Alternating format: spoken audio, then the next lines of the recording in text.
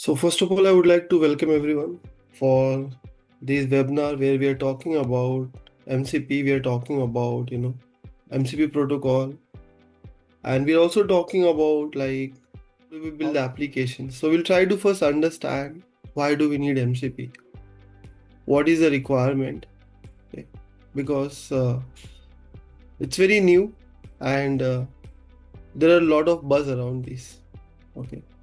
So think about like a simple problem, when we have different models and we are having different tools and we want to use that. So one of the very common problem that we are having, we may be using GPT model, we may be using Claude model or maybe Gemini models. Now one of the challenges that we'll always be having is how do we connect different models, for an application that we are building.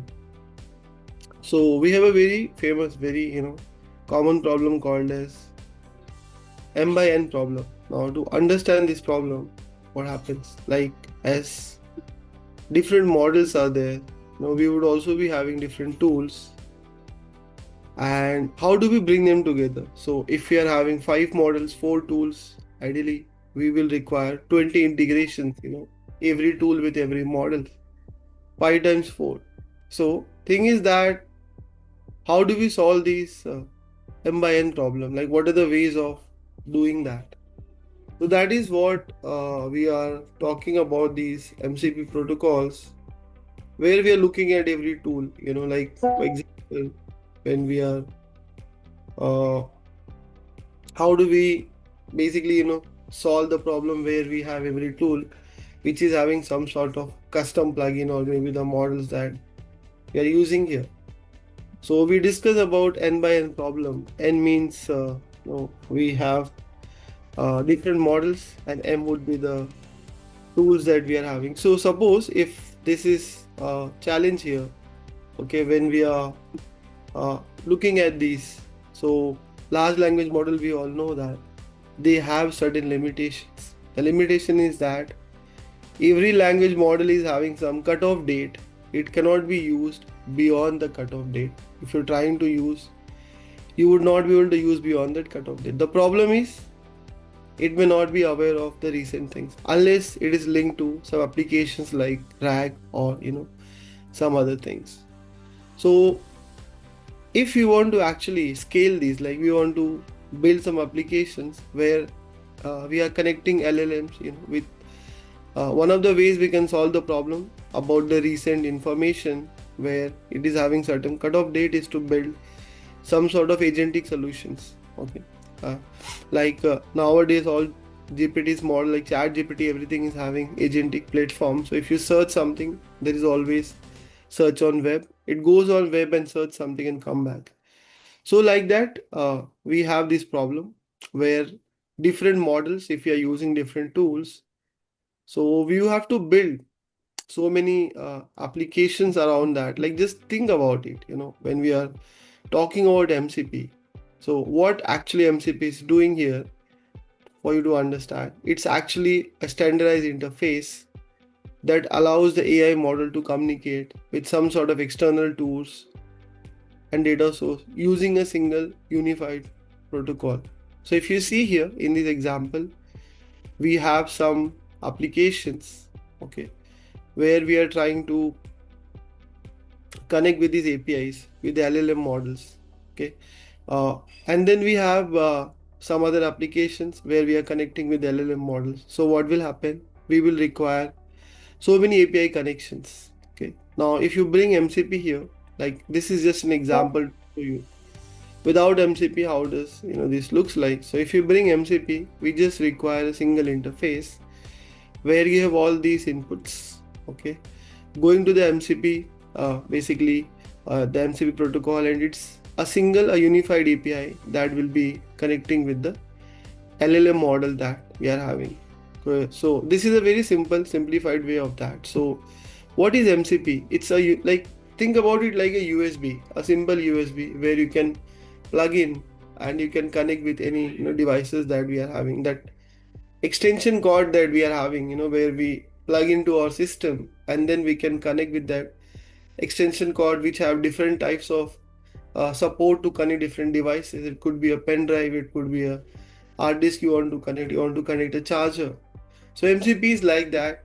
It's a universal translator, okay, where uh, things we can plug in and communicate together. It's like a USB-C application tools that we are having, like, so we can skip that. So basically, how does it solve the problem? One way, every model just can connect to the MCP protocol, and every tool that we want to connect, they can connect with the MCP applications simply, and MCP can handle all the communications, translations, as well as content sharing. So it can handle everything. So we don't need to build so many APIs. We have to just integrate MCP to solve certain problems. Now, the benefit that we get from the challenge is that if we are not using MCP, the solution is going to be very, very complex. We will be having we have to build a lot of applications, APIs, basically to integrate that. So MCP, we have to just build one MCP protocol. We can connect with different things, like different applications or different models, different services, and we can use it very easily. So this is the benefit of using MCP. Now, if you look at MCP architecture, like how does what is the architecture of MCP? How does it looks like? Okay. So just to understand the architecture, okay, what we need to understand. Okay. So I'll just explain about MCP architecture. If you look at the basic MCP architecture,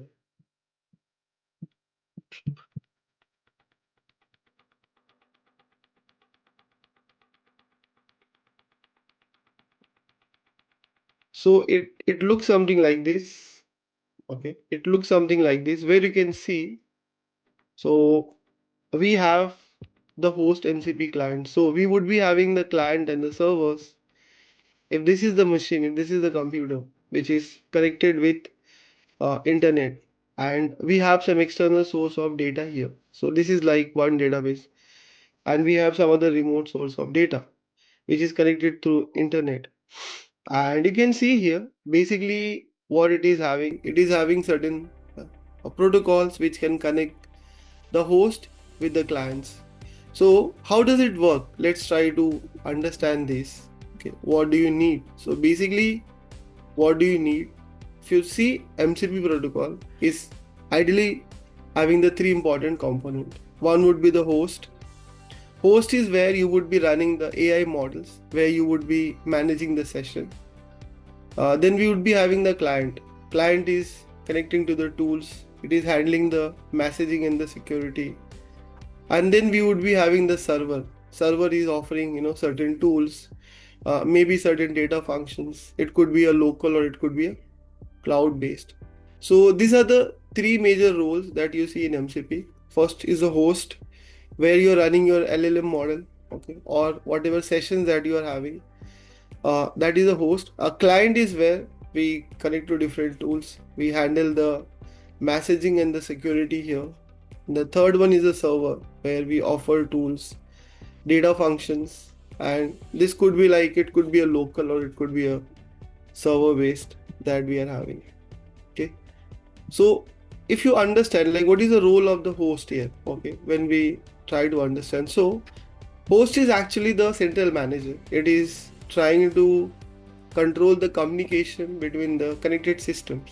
Okay. It will be trying to communicate between the systems that we are having. So it acts as a communication controller. So whenever we are trying to communicate the informations, it acts as a communication controller, which organizes the data flows between the roles and between the other things that we are having. It is also trying to manage the session between the client and the server.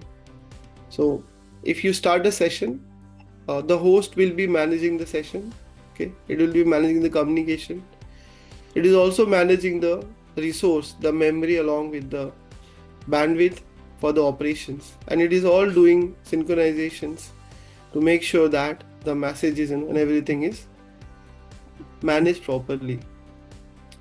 So when we look at these examples, for example, I'll just share some example here. Okay. So broadly, when we talk about these hosts, like what could be the MCP host? The host could be anything. For example, if you are having a cloud desktop in your local machine, if you have downloaded that, that could be one of your hosts. If you are using some sort of ID like VS Code or maybe PyCharm, that could be there. Or any other AI tools that you want to access the data, that could be your MCP host. Now, when we talk about clients, so what are the clients? Basically, the protocol clients maintain the connections with the servers. As we discussed, we are having host, we are having clients, and then we have the servers. So the MCP servers are nothing but they are the lightweight programs that each exposes some sort of specific capabilities which would be there, some sort of standard protocols that we would be having. So we discuss about host, what host is doing. The second one that we are having is a client, which we saw. Okay. So the client is actually the one that starts the communication. So when you're trying to use it, it will be asking for the communication, making requests to the server. Okay. So the client initiates the communication by sending a request for a data or the service. And once it starts the communication, it waits for the response after making a request. So it's just waiting and it acts as a requester. So basic execution task is not done by the client. It just acts as a messenger. He's sending the communication and controlling. So basically when you open your web page, your browser sends, like for example, analog is that your browser is sending a request to the server. That's what a client is. So there are different types of client as we discuss. One of the example would be when you're talking about the client is a cloud desktop client that we are having. When we look at code editors, we would be having different types of code editors like Cursor, which everybody might be aware of, like Z is there. So these are like, they have the built-in MCP tools.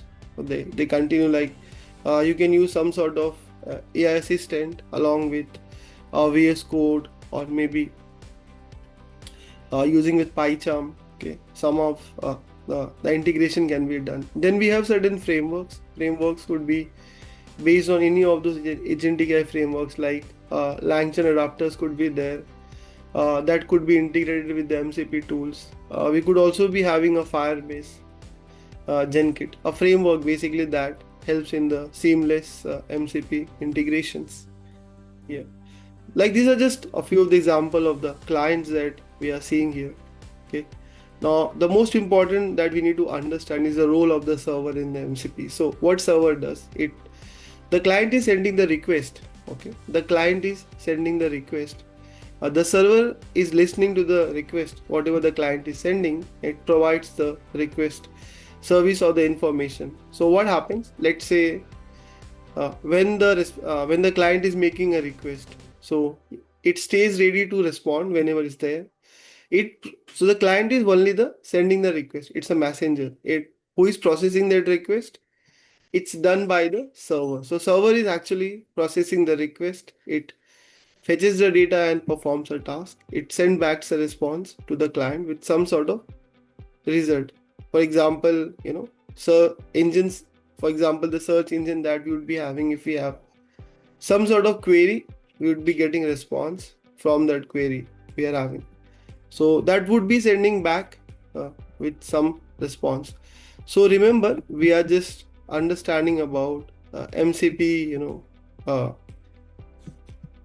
architecture of the MCP.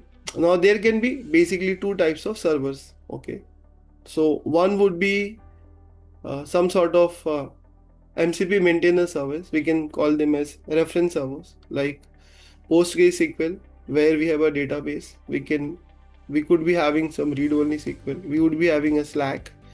It's a messaging platform that reads the messages, queries. We could integrate that with GitHub, that pushes the code, automate everything. Or we would be having the official integration. For example, we have Stripe.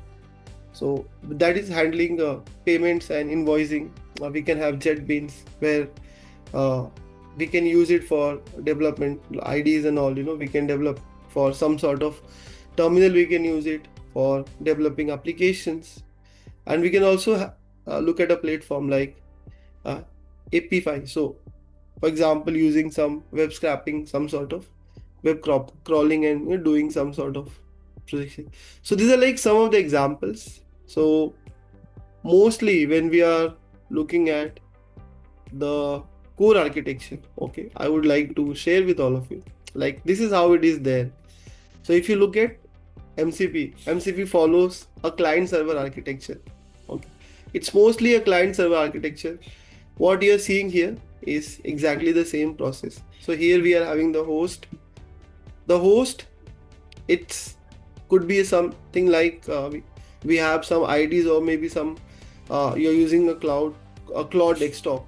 Okay, so host is there, which is hosting the applications. We are having MCP clients sitting inside the host, as you can see. So we have MCP client here, MCP client here. The client is maintaining the connections. It is sending the request to the servers. It is sending the request to the servers inside the host applications. And what happens? So it maintains the connections. The servers, what you're seeing here right now, what it is doing, it provides the context, it provides a tool and the prompt to the client. So these are the major three things: a host, a client, and a server, which you can see. The next important part in MCP protocol that we are having are the core components, which we need to understand. The core component, as you can see here, basically the messaging. So what is happening here? There is some sort of message has been sent from the MCP client, a transport layer, to the server. So we need to understand, like when we are sending the messaging, we need to have a protocol layer which manage all these communications here. So one of the core component that you can see, a protocol layer that is handling the message here with the response, or maybe some sort of high level communications. Now here if you see, what do we have? So we are sending the message, okay, some sort of request, some sort of notification we are sending. So we send a request and wait for the response. So what is happening? First we are sending a request, we raise like some sort of response we are sending, and we wait for that unless we are getting some error. Then other thing would be send notifications. Okay, so these are some of the messaging frameworks that we are having, like this template which we are using. So basically this protocol layer is actually nothing but how do we communicate here. Okay, so what are the major components here? Let's actually try to understand that. Okay, so what is happening here? So we are talking about the protocol features. Protocol, how do we send the messages? So when you talk about protocol, so we have this JSON-RPC 2, which is actually a simplified way. It's a flexible way where the two systems, they can talk to each other. How do they communicate? They're communicating using a JSON, maybe a JSON structure. So like key value pairs, sending and getting the response. So you can see here, this is a JSON structure. So we have a keys here, we are having a value. So a client would be sending the request. Okay, the server is sending the response to the server. It is sending a response. So if you see how the message is going, how they are communicating between each other, is by using JSON structure.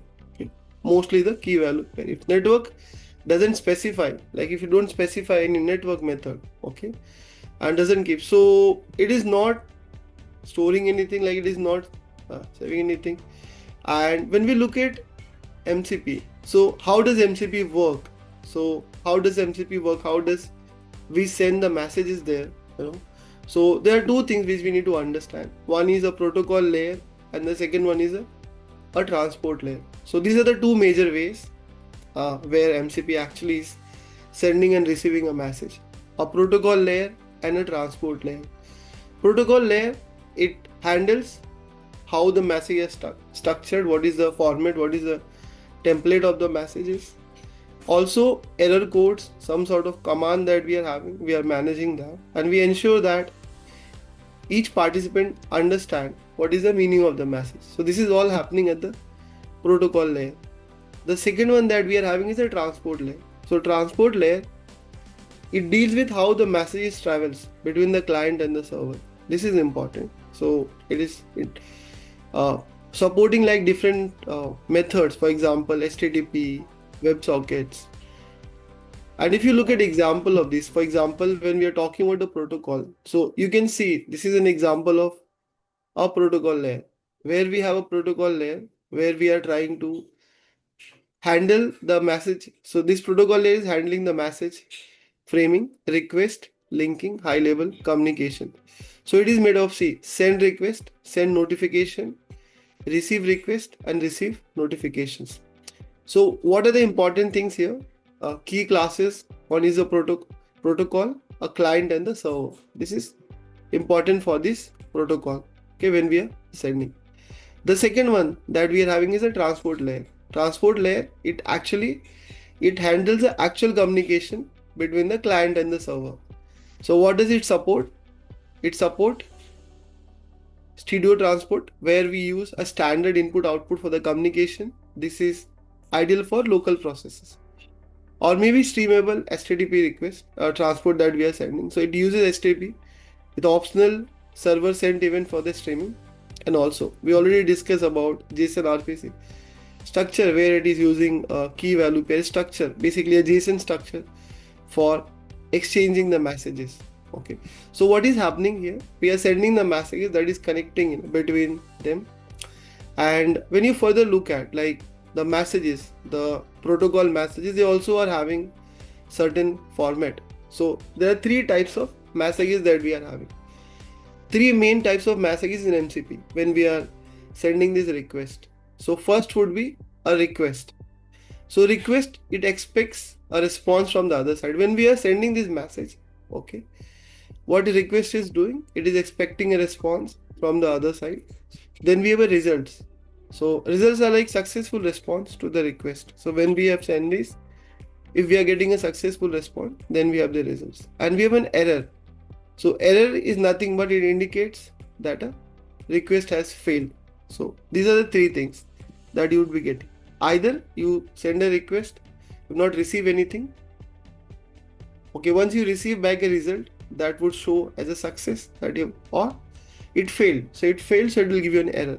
And we also have a notifications. Notifications are like one-way communication.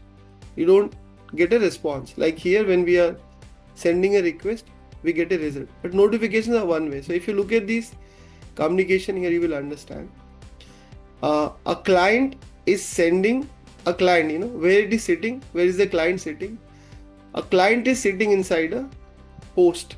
Remember we discussed about that. A MCP client may be sitting inside a host that is sending some request to the server. So three major things are there: a host, a client, and a server. Host is LLM application that is starting the connection, because ultimately we are just building one protocol layer across. We don't want different connections. So host would be holding that everything to initiate the connections. A client would be actually doing one-to-one connections inside the host, and then we are having the server. So who is talking? A client is talking with the server. They are sending the messages across this transport layer. So we were looking at those messages, like what are the type of the messages? So three major types of messages: request, results, and error. Okay, and a notification also. So broadly four types of messages that we are having. So how does it happen? A client will initiate a request to the server. Okay, it is going to send a request to the server, and the server will be initiating it will try to initialize a response. So it is going to first send a request to the server. Server will be sending a response, and also this sends a notifications. So this is the connection lifestyle, because how does it works? We need to understand. Okay. So as you can see, like initially this is initializing a request with the particular MCP protocol versions or the capabilities. Then what happens? This is sending this is responding further, and there is a notification as an acknowledgement that is happening, and normal message exchange is this is happening. So we are having a normal exchange messages between them. Okay. Now when you look at a messages, okay, how the exchange is working. So you will be having a request response. Client or the server sends a request and the other response. So they are sending the notification among themselves. That is how it is working. So we are looking at a protocol layer. Okay. Now thing is that how does MCP improve this function calling, how it is working? So basically we need to understand why do we need all these kind of connections, why do we need all this kind of proper messaging. Because what happens if you look at a traditional function call, when we are trying to connect these different services by using APIs, so what will happen, the problem is that the one of the biggest problem is the scaling. We cannot scale if you want to add new to that is a challenge. Second thing, they would be all scattered, like they would not be having the rich structure or the context, so the responses may not be poor. Shared understanding would not be there, so we have a different connection, different tools, they're trying to connect with each other. So if let's say there was only one application, there was only one protocol which can connect everything, so it can route, it can understand all the request, everything. So but when we use different APIs, what will happen, then there might be a confusion which one to use, which one not to use, and then the query should be routed where, like all these things would be there. So the share understanding is there, and this is a tightly coupled system. So basically model is linked to the tool, and so what happens, making them hard to reuse. So basically the functions are built specifically for every tool, every model that we are having. So how does MCP basically enhance this function? Now we saw the problem. So first thing, it is having a standard structure. Okay, execution as we saw. So when we are doing a call, okay, when we are sending a request, so we have a context, like it will be having detail of the tool, states, metadata, and function calling we are doing here. So we have that is model agnostic, doesn't matter what model we are using, what tool we are using, it works across everything, and it is easy to debug, understand also here. So for example, like you can see like if you're using, let's say without MCP, so uses a, suppose you're trying to create a function, custom function, for example for a calendar tool. So what will happen, so first you have to find out what is the time zone. Okay, then you have to create a new function for every time in the tool changes that we are having, and it may not be having some sort of share context. Here what is happening, we just have one standard function with MCP that works across all the calendar tools, and it is having the context, it may be have the user information, it is having the time zone, contact details, it understands everything smoothly. And because of that, what happened, the setup is very easy, very simple.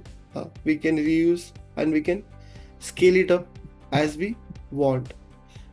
Now let's understand what are MCP sessions. Okay, so when you start the MCP protocol, so sessions are nothing but they are full life cycle of the communication. So when we are starting the connection, how it is working. So initially when you're starting the connection, your handshake is happening. So it's starting the connection between the client and the host.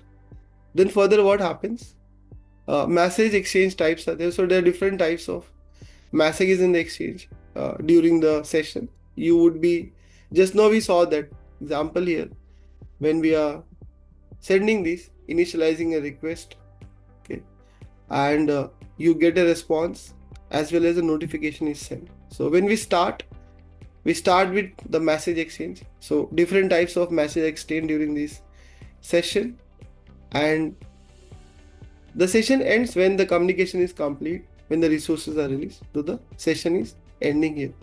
Like these are the important stages how the MCP session is working. Okay, so like when you start, when the MCP session start, it begins with the handshake. it's a mutual agreement to communicate, and the client is actually trying to send a request to the host. What host does, it validates the request, set up a secure and a stable connections, and host may also assign a session, a resource, and define the communication rules. So the host is setting all the things, it is setting up the communication rule, and once both of them are ready, what happens, the connection is established between them. Then we have these message exchange types, as we discussed. Three major types, like request, where the client sends a request asking for the server to perform an action or maybe provide some data. Then we have a server response, where the server is processing the request, it sends back the response along with the results that we are having. And we have a notifications. Notifications are basically one-way communications, which is happening across these, okay, that we see. And how the connection ends, as when all the exchange has been done, the client on the server can request to close the session, okay, and the host confirms the closure. So they clean up the resources, update the session log, anything is required, so that everything is clean, all the resources, all the sessions, like sessions logs are properly saved, everything. So unnecessary loads and whatever resources, it's cleaned up, and we have an efficient way of managing that. Now when we look at the communication protocols, nowadays we have got from Google, we have got application to application protocols. What it does, it basically allows different applications to talk directly to each other in a secure and a structured way. So this is another protocol, as you can see, like we have MCP. So here what happens, the applications, the machines, they can communicate with each other, creating a reliable, scalable protocol for the applications, for the apps to interact between themselves, with some sort of autonomy. That is A2A protocol.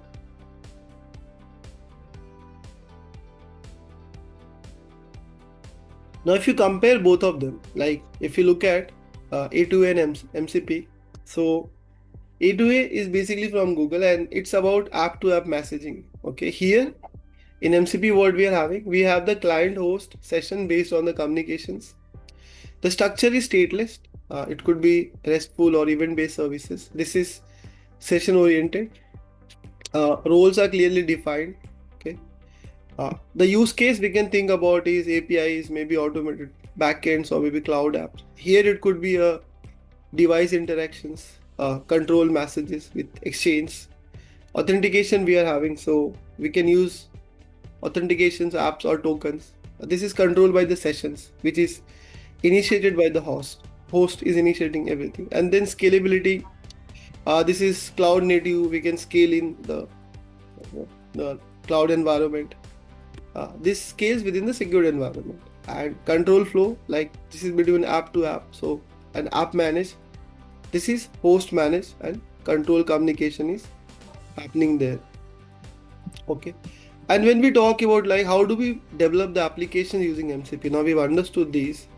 So we have a software development kit by Python that can help us to build this kind of MCP servers.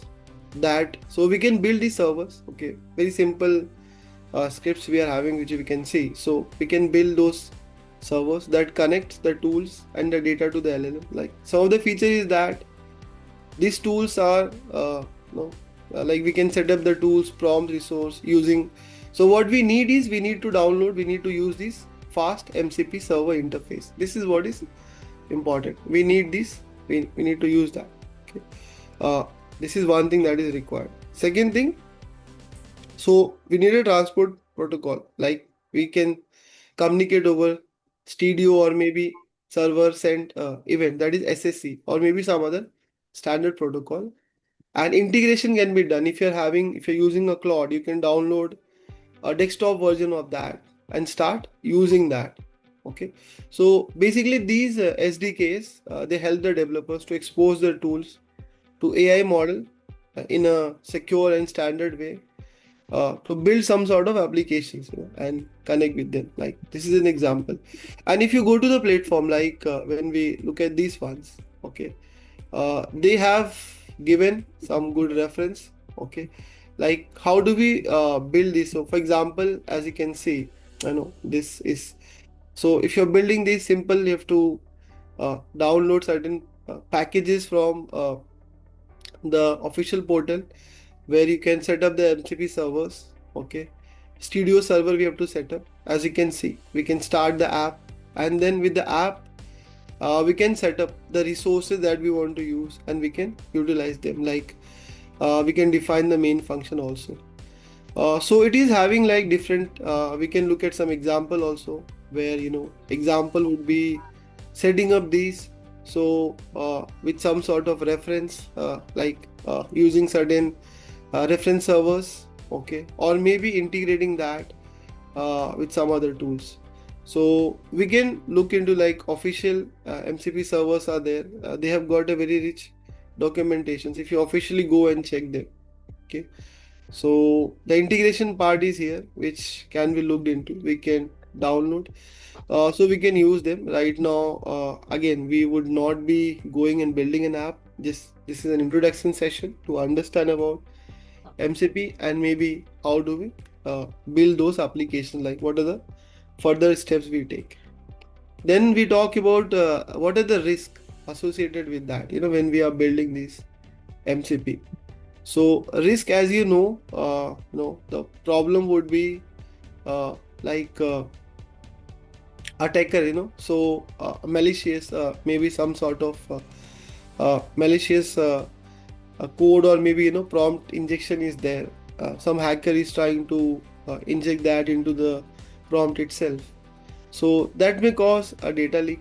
Then we may be having some sort of toxic agent flow. So like for example, agents may not be working properly, the behavior may not be good, so they may actually start hallucinating and giving a very vague or very different response. Again, that could be the problems. Attacker may also look into the private repo names, or maybe internal plans, or maybe some other information that has been used here. And again, one of the problem would be the design of MCP. If it is not done properly by the tools that we are using, we are not using from official sources, the tools may be untrusted. So that could be again a challenge here that we are having. So basically, what happens when we are building this, we should always be looking at some of these challenges also, like what could be the problems when we are doing this, when we are trying to build some applications, or when we are trying to use them. So risk is a very, very important factor. So what we just understood here right now is about what is MCP protocol.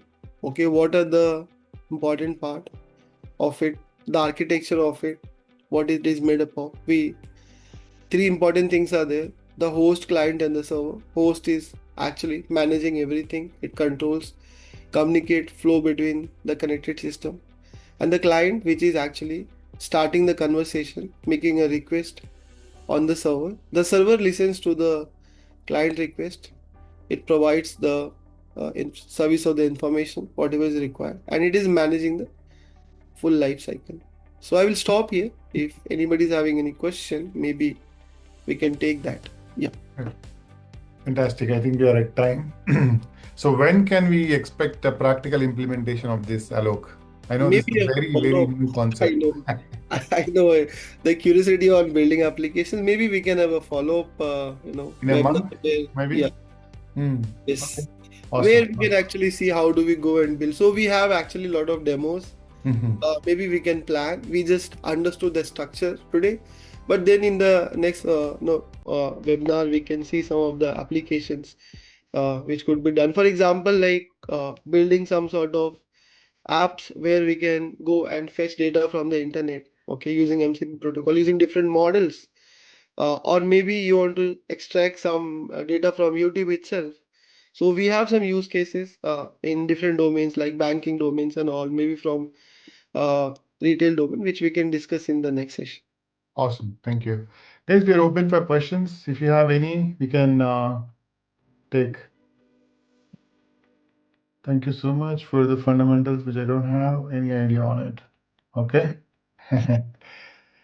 So, any other questions, folks?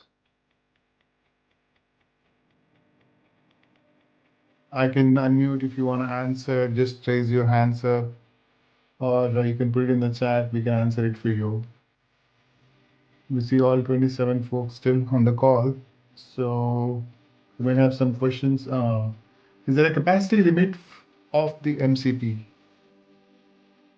It depends upon like what is the application that you're building. So when we have to look at that. So based on that, definitely, there if lot of it's all about the communication that we are doing. So if let's say a lot of data transmission is happening, so there could be a limit, but it depends upon what resources you are having. Basically, like it all depends upon how do you set up the thing. So it's all the host and the client and the server that you're setting. It all depends upon that part.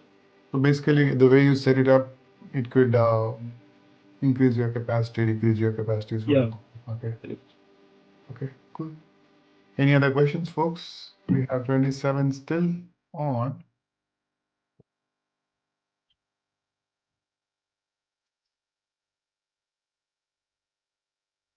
No questions, folks? Could you please repeat the risk of MCP, and GitHub context? Yeah, so for example, like there would be certain prompts. Now those prompt would be like in on GitHub, somebody has done a prompt injection. The prompt is actually so already the prompt was there, but maybe slightly the prompt has been changed, and now you change the role there, or maybe you try to slightly modify it to send the data outside. So a kind of prompt injection that can happen. So and if the data like if the entire uh, script is on GitHub and somebody is able to change, basically how do we see prompt is very important because it is the way we communicate with the LLM. Okay, how do we ask the LLM? The only way to communicate is using a prompt. Now if you're changing the prompt, okay, so what will happen, your entire output will change because output is generated by using prompt only. It's an instruction that we give basis of what outcome we are looking for. Now suppose if this entire prompt is changed or modified in the Git repository that we are having, it could be a private or organization level. Let's say some hacker is going and changing that. So what will happen? Your entire output will change. And what MCP is doing? MCP is actually it's just a protocol there. It's communicating. It is facilitating the messages between the LLM models, the tools, the applications that we are having. But if prompt only is changed, what will happen? The output, everything. So it actually affects the system. It maybe data, maybe like customer data. For example, if you're using it for building some banking applications, so the entire credentials, the customer detail may be exposed outside. So that could be a very, very big risk there. So the prompt is very important, is what you're saying. Yeah. Okay. Pooja, I believe that question is answered. The next one is, what if there is few similar API that function alike? How do LLMs choose between them? Yeah, if you're having different APIs, it depends upon the tools. So we are not building APIs here. Ideally, we are building one MCP protocol which connects to everything. So what is the use of API? API is for the connections between some tools or the applications that you are having. So it doesn't matter if you have to decide like what are my tools, what are my applications. On basis of that, you have to set up the protocol. So ultimately, what we are doing, we are trying to in place of so many APIs, we are trying to set up one protocol basically, which can manage everything. So I think that's what we are doing. Okay, thank you. Are there other protocols competing against MCP? Yeah, we discussed already A2A, so agent to agent from Google. A2A. Yeah, we have some more coming up, So, like, as you know, this field is evolving. So, you will keep on hearing about something new coming up every time. This is not completely, it will take some time to mature. But again, everything looks very exciting. We are talking about MCP, then we have A2A, then we have, you know, some other kind of thing coming up. So there is no limit to that. These things will coming up, but the ultimate thing is that how much applications we are able to use to build an end-to-end solution, and we're able to scale that. See, these tools and all, POC is very good, but how many actually those applications move to production? Less than half of them. So that is the challenge. How do you scale it up? Okay, thank you. We have another question from Sumesh. In a project where MCP and A2A are used in the project, what would the control flow look like? Is it sensible to have such an approach? Experimenting, no problem, but you can experiment with that.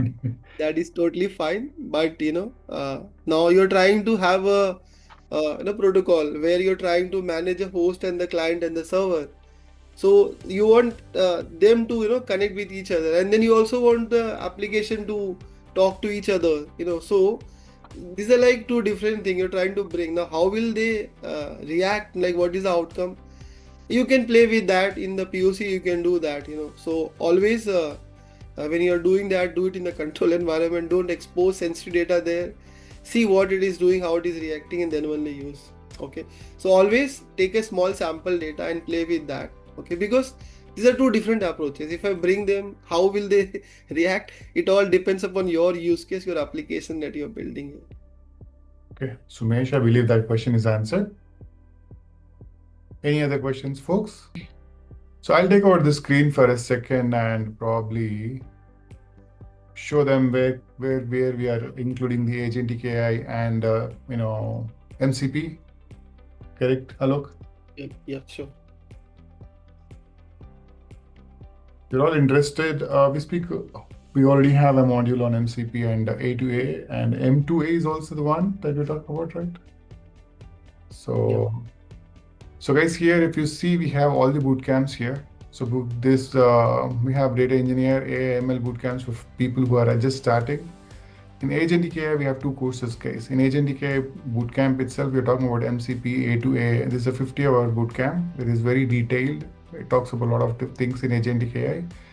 And for someone who is already experienced working in Gen AI and artificial intelligence, we have a quick short bootcamp of 16 hours here. So for you guys to improve your skills, you already are in the AI market, but you want to improve your skills. So that's for the certification. We have two different things going on. Bootcamp, which is immersive, which is 100 hours, 70 hours, 80 hours, that can actually move you from being a developer or to any other roles to an actual artificial intelligence roles. And we have certifications which are 16 to 20 hours, which will help people who are actually working right now and want to learn more from there. So we also have role-specific generative AI courses, business leaders, generative AI for Scrum Masters, project owners, and we are coming up with more for front-end, back-end, and all of these courses. So if you guys are interested in more of artificial intelligence, I would recommend reaching out to us. We will reach you out there and we can ask you if you are interested. Please do let us know, folks. I don't want to take a lot of time. So here, one last time, we'll check if we have any questions, Alok, and then we can continue. One last time, folks, do we have any questions? We have 4 minutes. We can answer for you if you have anything. If not, we can call it off. The first time in the history, we will be closing it before time. Yeah. That's because we're not talking practical today. Obviously, if we had practical, then there would be a lot more discussions. Any other questions? One last time. Okay, no questions. Thank you all for being with us today. We hope to see you again. We'll let you know more sessions as we come up. Thank you, guys. Thanks, Thank Alok. you. Thanks, everyone.